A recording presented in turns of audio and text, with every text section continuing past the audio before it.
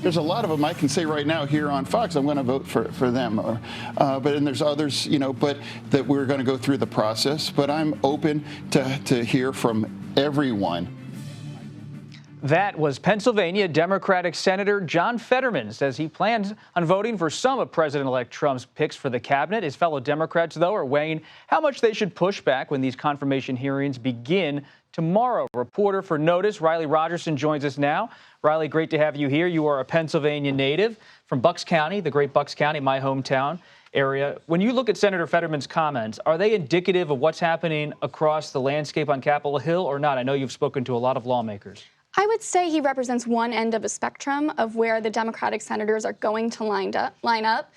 He's told me that he plans to listen and weigh very carefully who he's going to support. On the other end, you have plenty of progressive Democrats who I would have a very hard time believing are going to be supporting some of these Trump nominees. And then there's everyone in the middle. Democrats just lost a huge election in a big way, and they're going to try to figure out how they can thread the needle on looking bipartisan and finding common ground while also being tough on Trump. You've spent part of your career covering the Alaska delegation. That includes Senator Lisa Murkowski. How important is that centrist bloc of Republicans going to be in the coming weeks? Oh, it's absolutely critical. Senator Murkowski, she's one to watch in the hearings. She's on the HELP committee, so that will be where Robert F. Kennedy Jr. is. She's someone who's very thoughtful. She's going to take her time. I think we'll see her support some of these nominees, but maybe not all of them.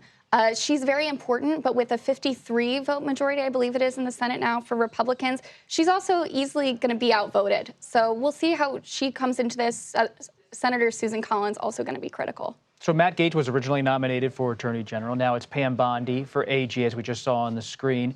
What are her chances based on your reporting?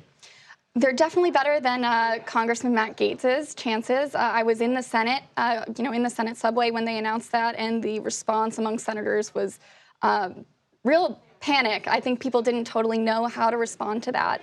Pam Bondi is seen as more of a common sense choice. I think that moderates are much more likely to at least take her candidacy seriously. What about Robert F. Kennedy Jr.? He has taken some positions that some would call controversial over the years.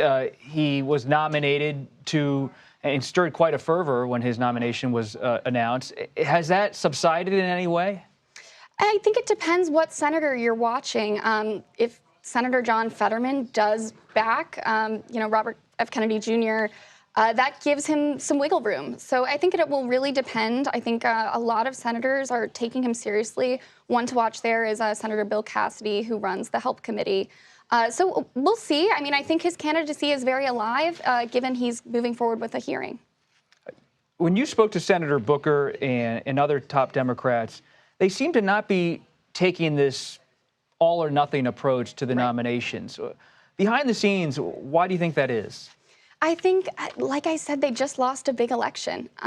Democrats across the board, not just in the Senate, are really grappling with what their next move is. They're really pivoting messaging-wise towards talking about working class and middle class voters and how legislatively they can work with Republicans to get policies over the line that will benefit those people and bring them back into the Democratic fold. So it's tough to go, guns blazing into these hearings and come across antagonistic. But at the same time, they're Democrats. They're not going to necessarily just support these nominees just because. Is there a chance any of these nominees get a unanimous vote, such as Senator Marco Rubio, or do you expect it to kind of play out naturally with a recorded vote and everybody they get marked down wherever they land? I'd be surprised if we see anyone coming through unanimously.